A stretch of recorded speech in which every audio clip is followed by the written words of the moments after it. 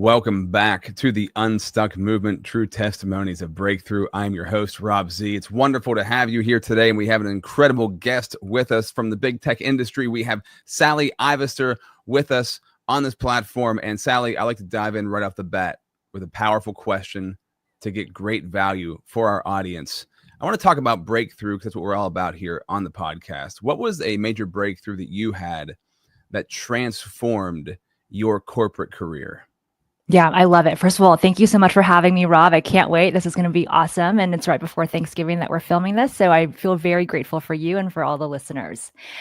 That's a great question. So as context, I've been working for 12 years. I'm in big tech, and I stumbled when I was in the corporate job. And I'm someone who I did well in high school. I did well in college. I got the good internship. You get the good job. And so I was like, I'm ready, right? Like I'm ready to be on the fast track to like CMO or whatever that would be. And I messed up. I couldn't get my footing right. And I kept on saying, you know what? I'll just work harder. I'll work harder. I'll take on more projects. I'll do more. I'll do whatever it takes. But it just sort of got me into the same position. And the breakthrough for me and what I realized was there's no point in working harder when what you're doing is wrong.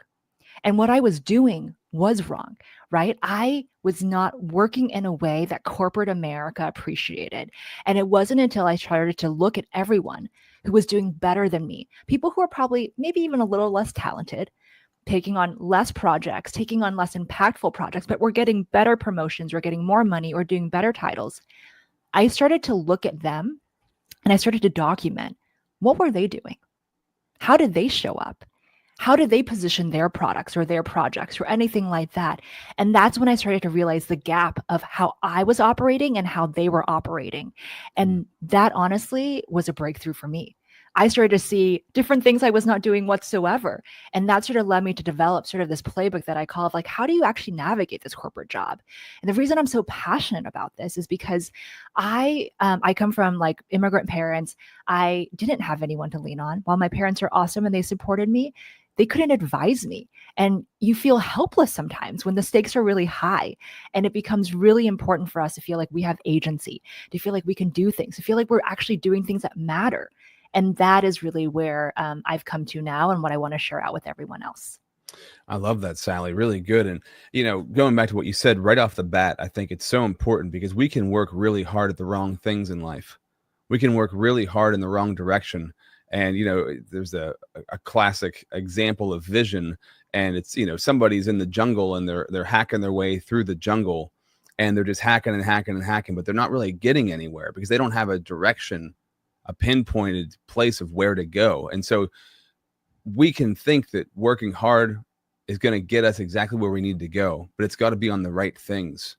And that can be, it's easy to say, hard to do. And like you said, taking a step back and evaluating the situation to really see clearly what needs to happen is going to lead you to the breakthroughs that you need to have in your life, in your career, in your business. So I love the framework of this. I can't wait to find out more about this, right? Because I'm really curious what corporate America, the structure appreciates. What are the things that they appreciate? Before we get there, though, I just want to welcome everybody. The Unstuck movement was created to help you find breakthrough in your life and your business. Break the chains that have been holding you back. So today, we want to find breakthrough today through Sally's story. Sally is the chief of staff in big tech, helps professionals gain a competitive edge and achieve career success through her newsletter, courses, and digital products. Drawing from her own challenges navigating corporate dynamics, she shares practical strategies to help individuals stand out and thrive in today's fast-paced workplace. And if you're somebody who wants to thrive, you're somebody who's a lifelong learner and who wants to grow and connect to amazing people, make sure you check out the sponsor of this podcast, the Connected Leaders Academy. You can go to connectedleadersacademy.com for more information. So what is it that corporate America appreciates? What were you missing that was finally highlighted to you that started to change things? Yeah. And before we even get there, I want to tell you what corporate America does not appreciate. Because I think that is, that's the trigger that leads to what the heck is going wrong, right? And then that we can talk about, what does corporate America like? And one thing I want to set context on is I'm talking about individual contributors, because I think that is a different game than if you are a manager, right? That's a whole new set. of rules and different ways that you monitor that. And then it's also different when you're an executive, like a vice president or something like that. So I want to like set expectations that we're talking about the individual contributor level. And when you think about individual contributors, they need to own projects, right? Like they get work done. And what corporate America does not appreciate, and I quickly realized, is anyone who is so focused on their project and getting that project done and making sure that they're successful, that they sort of ruin relationships with everyone else, that they just focus so much on their one thing that they're not flexible, right? Like they're not seen as someone who can be adaptable. They're so focused on this one thing that they are almost defensive when they get feedback. Well, why don't people see how hard I'm working, how much impact I'm making? Like this project is so important, we have to get it done. Or, hey, you told me to do this, I'm doing it. Why am I getting feedback that it's not the right thing? Right? Those are all different types of things that corporate America does not appreciate. And I like to package it all up into this idea of you are too focused on yourself. And when you're too focused on yourself, that is something that will not get you far in corporate America. And that was a hard truth that I had to learn, because in my mind, I was going, I'm getting the job done, right? Like I got these 3 projects. You told me to do these 3 projects. I'm not only accomplishing these 3 projects, I'm going above and beyond. I'm getting more buy-in, right? Like I'm putting together additional decks. I'm doing everything that I can to make sure that we have a lot of runway here. And yet I'm getting the feedback that I'm not doing well. And what I started to realize is there are a few different areas that I wasn't even considering that you need to nail in order to really figure out this corporate job. The first one is like, how do you present yourself? And the way that I was presenting myself was one who was a little self-centered, right? And I didn't realize this at the time, but when you're so focused only on your project, when you talk about your project, when you ask people like, hey, Rob, can you help me out here? That is just you focused on your project. And that is not someone that people tend to want to work with. So like one, I'm just like focused on myself. How you present yourself is going to impact you. The second part of it is how you think about the impact that you're making and how do you increase that impact. I had a project, I was getting it done, and I was doing what I was being told. But where did that project go, right? Like, was that project something that impacted a company objective? Did it impact like a team objective? Or was it something that my manager just needed to get done? And when you start to think about how far that runway is of that project, that's when you start to think about how much impact can I make? I was getting the work done, but could I be actually working on more impactful projects that were impacting company goals versus potentially just team goals? So you think about like, what is that sphere of influence there? The third part is, how do you take feedback, right? Feedback is probably something, Rob, that you could keep on coming back to and we talk about all the time, but feedback is king in the corporate job because you can't get around it. And when you become a manager, it's even more so, right? Or you become an executive, you get it all the time. And if you don't take feedback well, and there's an art to feedback, that makes you seem like someone who is not manageable. And if you're not manageable, you're not someone who's seen as someone who can rise up in the ranks, because all of us have things that we need to work on. And the more that you're open to hearing that, the more that people are willing to invest in you. And the more they invest in you, the farther you can go. The fourth part I would say is, how are you collaborating with your coworkers? And it's not just in terms of like, hey, Rob, like, how did you go? Like, what was your weekend like or anything like that? But also in how do you see them? When they get promotions, do you see them as, I'm envious of them? Or do you see them as worthy rivals? People who are making you better, right? People who are giving you the roadmap of what does it take to be successful? And then how are you using them to help you? A concept that I love to talk about is this idea of how do we steal with pride? Rob, I don't have a podcast, but if I were to start a podcast, am I going to start from scratch? Or do I look at people who are successful like yourself and see how you did it, right? Do I like ask you, hey, Rob, like, do you have sort of like your top 5 tips for how to start a podcast? And when you start to lean into people who have done things before, where you can steal with pride, where you can adapt, where you're not just always doing things from scratch, you get further, right? A smart person will do a great job.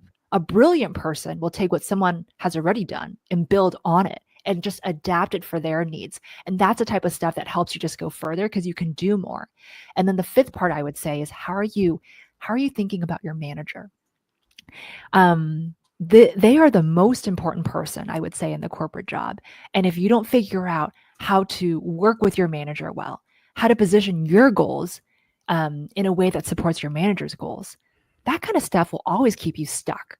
You'll Mm. always feel a little bit helpless because you still you're in this like area of me, me, me. And when you're only focused on me, when you're only focused on yourself, you're not actually thinking about the company.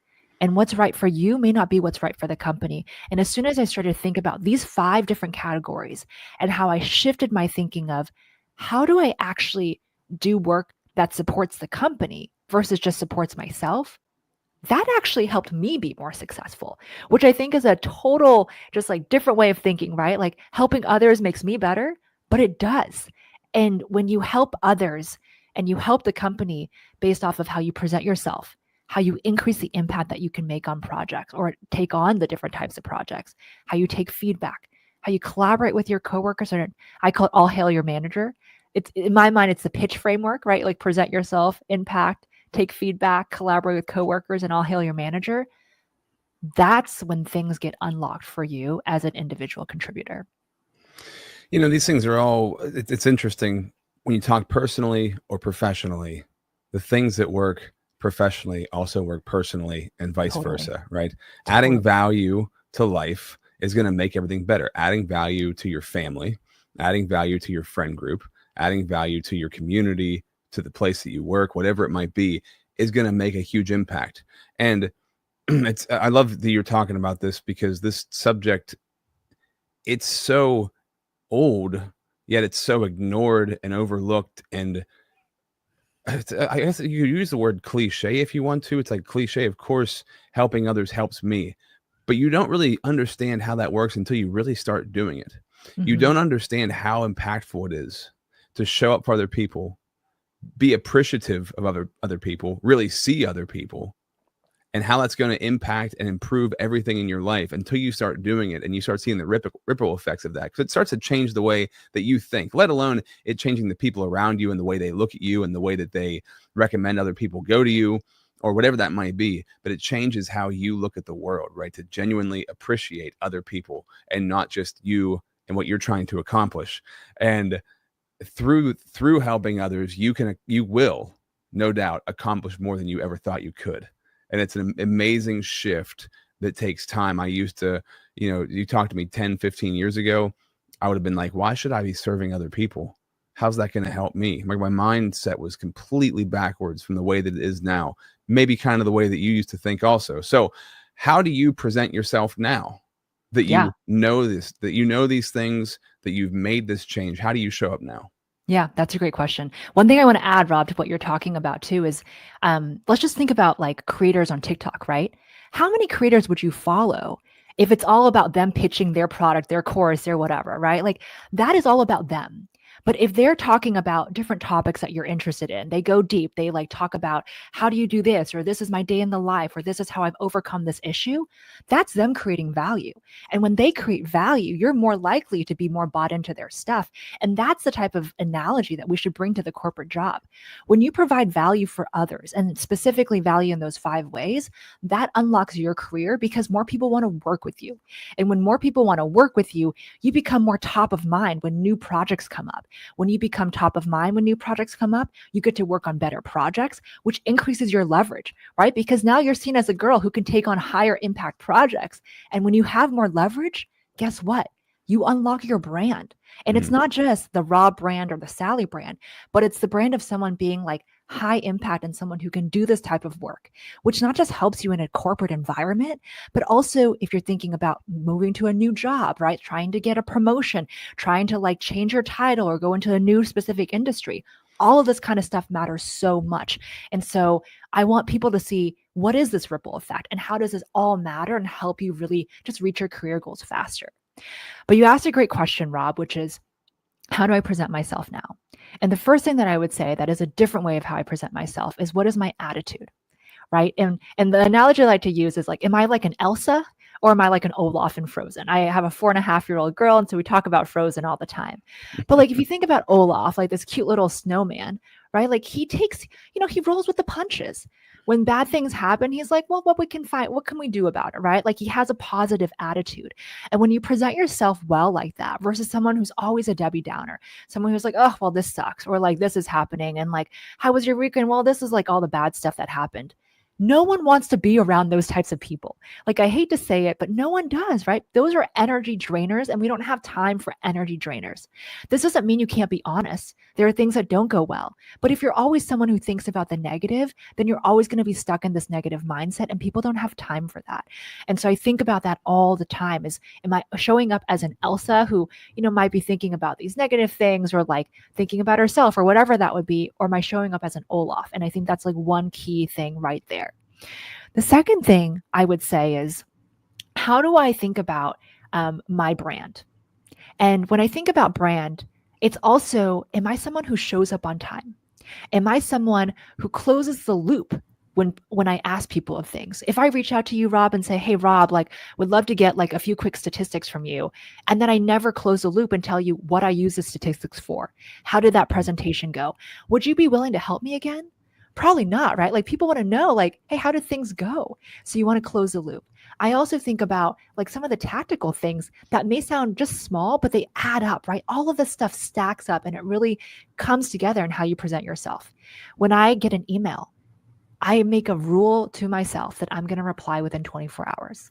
And it doesn't mean I'm going to answer the full email. I could very well say, hey, just want to let you know I saw this email. I'm going to get back to you in a few days. But when you like, this all gets back into sort of like that branding piece of, how am I showing up? How am I presenting myself? How am I getting the easy stuff right? Because if I don't get this easy stuff right, how am I going to get the hard stuff right? Right. And all of this kind of stuff does matter, because it shows that you're easy to work with. It shows that you're someone who's like rolling with the punches. It shows that you're someone that other people want to be with when projects are hard, because you're someone who can be adaptable and flexible. So all of this kind of stuff is how I want to show up. The second part of it, I would say, in terms of how I'm thinking about impact in projects, is I'm not just thinking about doing what people tell me to do, right? I'm putting these projects through the lens of, how much impact can I make? Because the truth of the matter is, what matters the most is, what are the results? And when you can drive results at a company level, your career is going to soar, right? Like, that's the type of project that has a ton of runway, right? Like, what's the game that you're playing versus a project that might be sort of like this test for your manager. While it's a test and it's good that your manager wants you to do it, does it have a ton of runway? Right? Like, or is it a small runway where like the impact could be really small just for your manager? So I think about this all the time, because it's not just about making other people happy and taking on any project, but it's taking on the right projects where my skill set can be seen, and it's also going to benefit me in the long run because it benefits the company. My time as an employee is valuable. And if I spend it on something that can help the company, that's going to help me at the end of the day. And we can go on to all these different particulars, Rob, but these are the different types of ways that I'm showing up differently. And what I would say is, these are easy things, right? It's not like I'm trying to learn how to build the next AI model out there. These are easy things that we can start doing and start just like pivoting a tiny bit.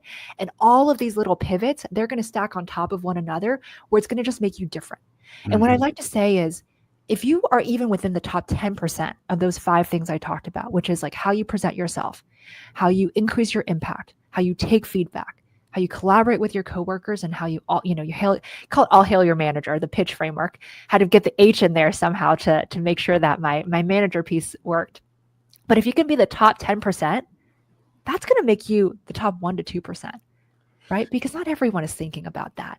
And that's the type of stuff that I want people to learn, is like, that's, you can't get that stuff wrong, because when you do, it makes everything else harder. Well, these things are all they're all foundational. They're all fundamental. And we oftentimes forget the fundamentals. We leave the fundamentals behind. And I'm glad we're talking about this, right? Because it's one of my favorite books of all time is called The Slight Edge. The Slight Edge is basically simple daily disciplines, things that are easy to do. They're also easy not to do. But the people who decide to do them, it's the compound interest over time. You separate yourself from the pack and you stand out, right? And it's amazing, especially, I don't know what culture was like, work culture was like 30, 40 years ago, but I know now for sure, work culture, if you do these little things, these little tweaks like you're talking about, you stand out so much because most people aren't doing them.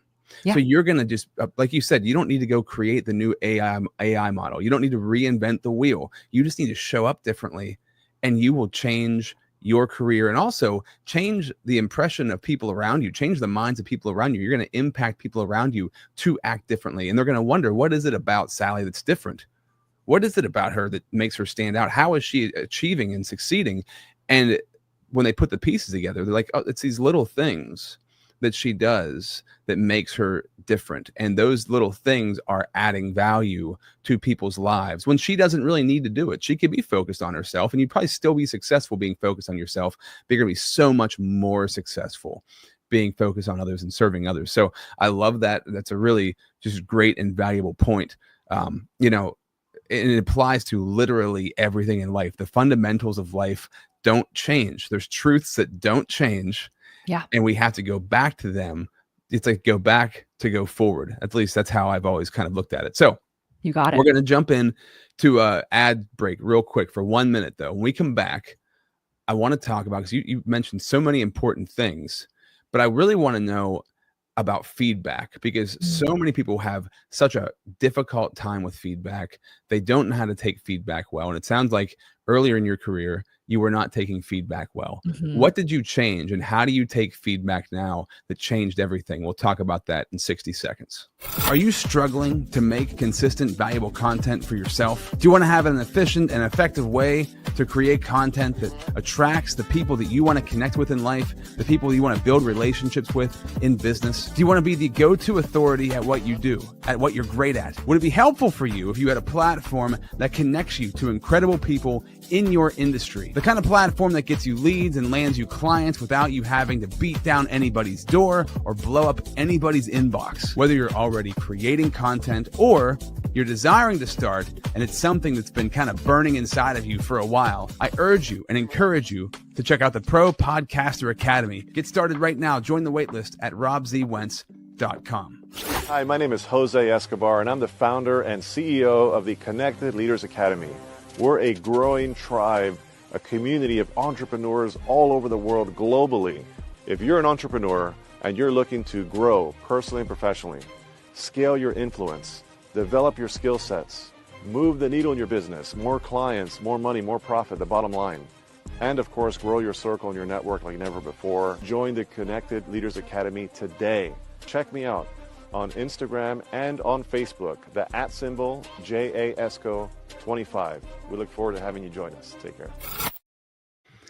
So talking about feedback, Sally, how do you take feedback now in your corporate world, in your business life that changed?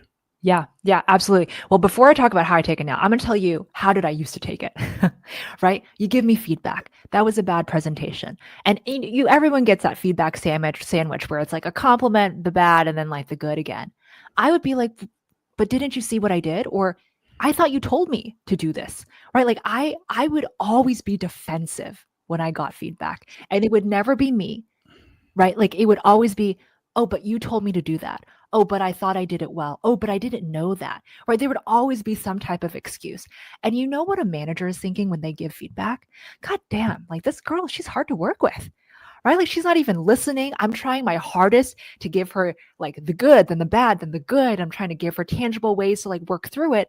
One, she's not listening. Two, it also takes a lot of time for me to think of this feedback and package it in a way that's not just blunt and rude. And she's not appreciating that, and so on and so forth. So that's how I was taking it, right? But the thing that changed for me was when I started to roll with the punches. And now that is when things just transformed. One, I got more comfortable with feedback. Two, I got better feedback because I was more comfortable with feedback. And the thing with feedback is you don't want feedback to come to you once a year in a performance review that is documented for the rest of your life at that company, right? Like that is the worst time to hear feedback for the first time. You want feedback to be a thing that you already know what's coming when a performance review comes, right? Like you want to set that expectation with your manager. And quite honestly, your manager should set that with you, where the first time they should be getting manager feedback shouldn't be in like a survey that they read. Like they should be prepared for what's coming at them.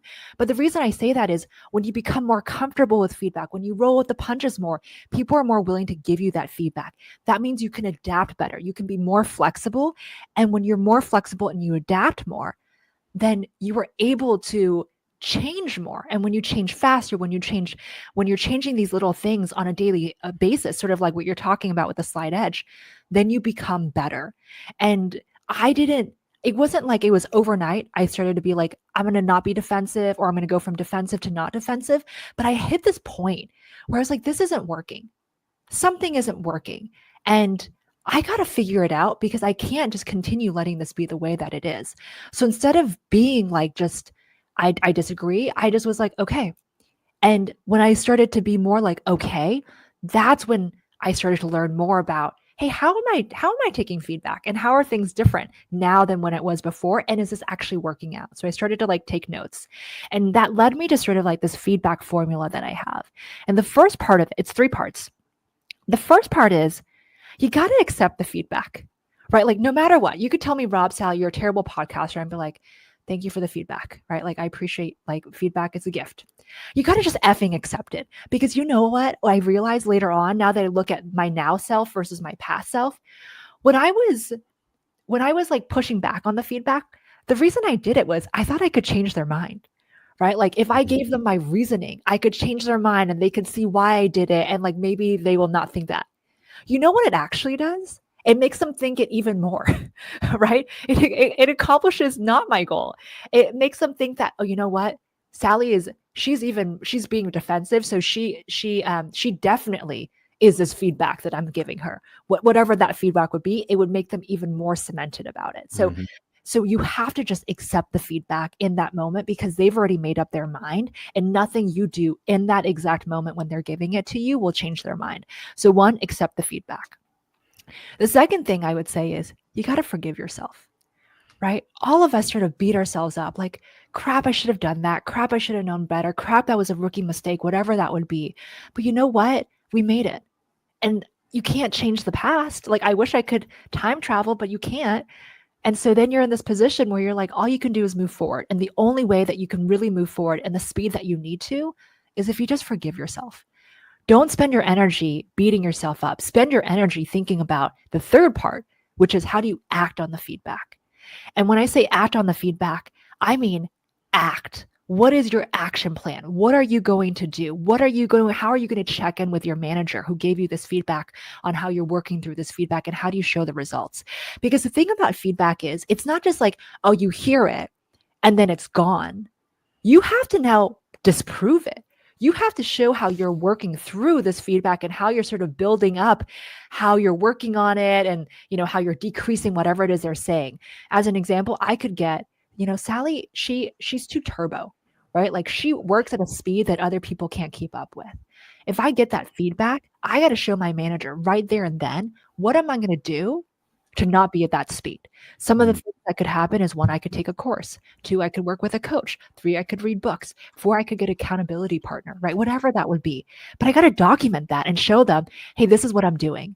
And then I check in with them on that, right? Like, and I proactively do that, where I say, hey, here are some of I just want to give you an update on how things are going. Curious to hear your perspective on whether you see it the same way. And then you show them the results, right? The best thing you could do is like, you know what? I chatted with Rob. I gave him the feedback that I got. Like, he was my accountability partner. This is a quote from Rob, right? I want to show my manager what other people are saying, how Sally's been less turbo, whatever that would be. But this act part is critical, and it can't just be, oh yeah, I'll just work on it.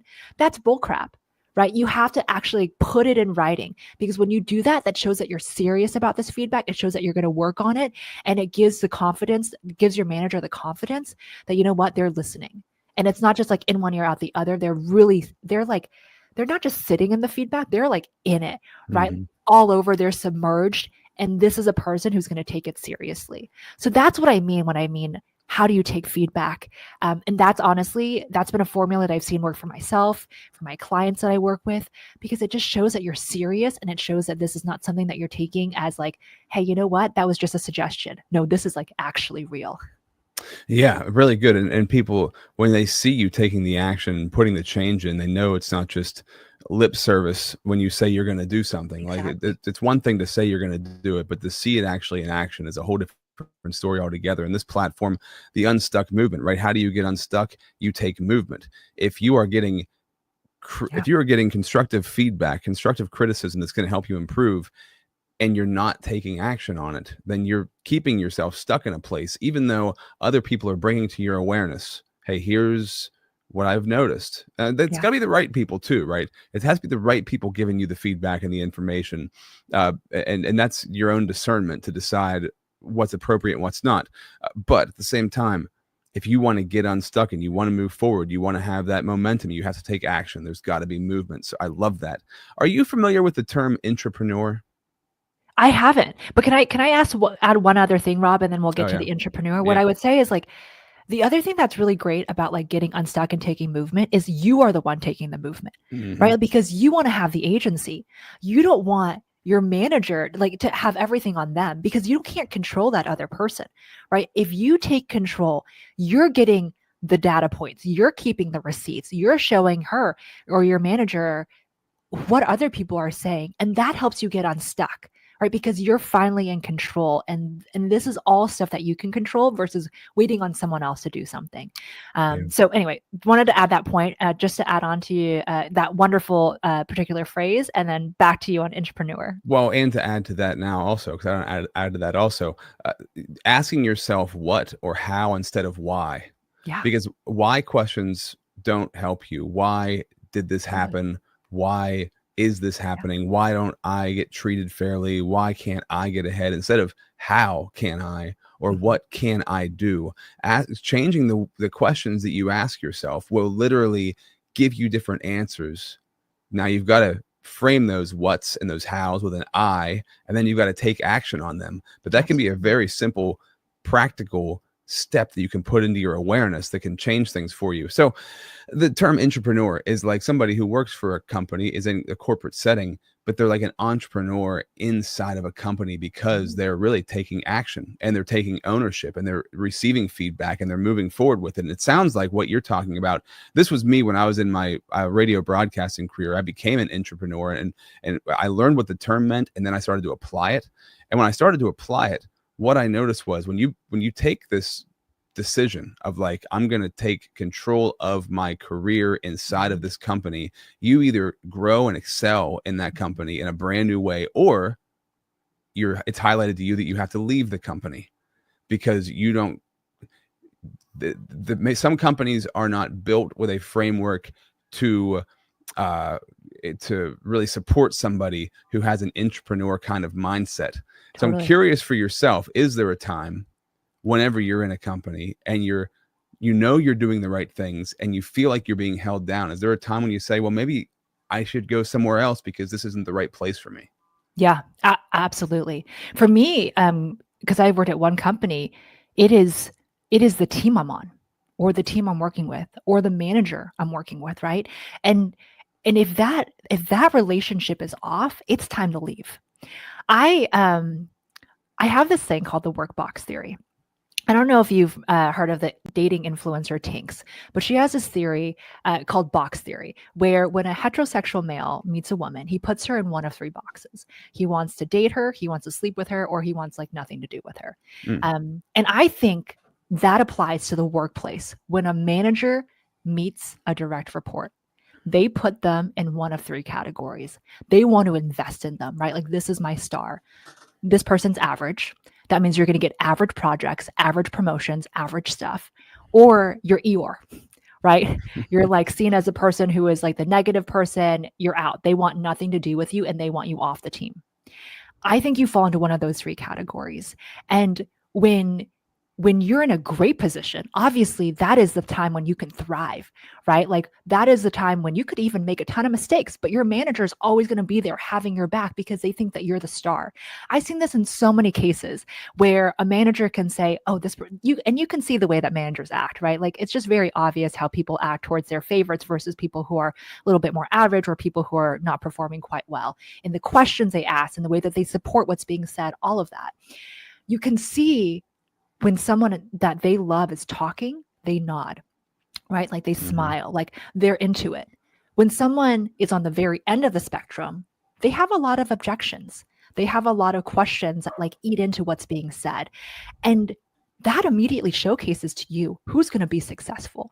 And if you're someone who's Eeyore, what I tell everyone is you got to get out, right? Like, you got to get it out of that situation, because nothing that you do, nothing will get you into the average bucket or get you into the gold star bucket, because managers make up their mind, right? And there are, of course, unique cases where you could move, but for the majority of cases, you are in one of those three and it's very hard to get out. And being average, you could say that's not bad. And the majority of us will be in the average bucket. But what's really hard is when the Eeyore leaves, the manager is going to look at the average bucket and someone else has to become that Eeyore, right? Because everyone has that sort of dynamic on a team. And I've been on it, right? Like I've been on a team where someone was the Eeyore and then that person left. And they left because they knew they were not going to get the career trajectory that they wanted under this manager. They knew they weren't going to get the projects, they weren't going to get the promotions or like the performance reviews or anything. So they leave. And then there needs to be a new Eeyore. And in one case, I became the Eeyore. Right. And the reason I was the Eeyore is because the way my special sauce is like operations, getting stuff done. Like, let's get into the logistics of how to make things happen and implement them. That guy that I used to work for, he was a big visionary, like a big thinker. Right. And my skill set was not something that he valued. And I'm not saying this in terms of like, oh, like poor Sally. This is a good observation for me. And it's something that I'm going to keep on thinking about when I think of new managers or new workplaces of, is my skill set actually going to be one that's valued? Because if it's not, I'm never going to be the gold star. I'm always going to be an average or Eeyore. And so in that case, when I became Eeyore, I knew I had to leave. And that's when I pivoted and I left too. Because this is a dynamic that you're always going to see, right? A lot of people are going to be average. Some are going to be the gold star and some are going to be Eeyore. And there's going to be this on every single team. And your goal at the bare minimum is to not be Eeyore. And so when you talk about entrepreneur, Rob, and you think about, hey, when are you valued and when are you not valued for some of these types of skills? Whenever you're not valued, you got to leave. And there's nothing that you can do to change that relationship. Very true. Yeah, well said. And the old expression, you got to get in where you fit in. You got to find where you fit in and get in that spot. And it's so important. And me personally, visionary kind of person, big idea kind of person, which my wife is like you are, Sally, gets things done, decisive, takes action. And so we actually blend really well together because I can have like these big ideas, but she's like, okay, well, here's what boom, boom, boom. Here's what we got to do. And so also learn from the other thing I would just encourage people to do is you got to learn from people that are the opposites from you. Doesn't mean you have to change who you are, but you have to understand, okay, this is an area where I'm lacking. I could really use an action taker. I'm such an action taker, but I don't think about like the big vision of things. I need that also in my life too. And finding ways to have people compliment you, in my opinion, that's an incredible team. When all those people can come together, it's a powerhouse. So this has been an awesome conversation. I just want to thank you for your time and sharing the information that you shared here today, because I think it's super valuable. We need to hear this, and not just for the corporate setting, but for every single area of our life. It is so important. If they want to find out more about you, they can sign up for your newsletter. The website, beacons.ai/hi Sally Ivester. You can see it on the screen, or you can get it in the show notes for this episode. And also, if you want to be the authority in your space and launch your platform, I would love to talk to you. Join our waitlist at robzwentz.com. Sally, anything you want to leave us with before we sign off today? Thank you all so much. I had so much fun. If you want help, like delivering on your projects, just getting confidence in how to navigate the corporate job or how to future-proof your role, like reach out. Like I'm always here to answer questions. I want to do this kind of stuff because I really care about it. So thank you so much, Rob, for having me. Absolutely. Another true testimony of breakthrough. This has been the Unstuck movement.